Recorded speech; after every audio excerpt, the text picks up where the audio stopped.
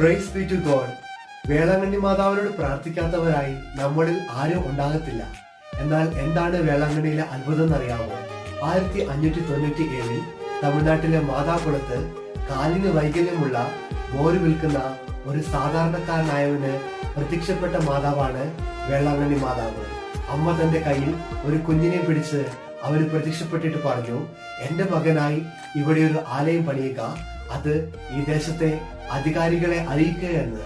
ഇത് കേട്ടപാടെ അവൻ ആ ദേശത്തെ അധികാരികളെ അറിയിക്കുവാനായി ഓടുവാൻ തുടങ്ങി. അപ്പോൾ തന്നെ അവന്റെ കാലിലെ വൈകല്യം അവരിൽ നിന്നും അകലുവാനും തുടങ്ങി. ഇത് നമുക്കൊക്കെ ഒരു ഓർമ്മപ്പെടുത്തലല്ലേ?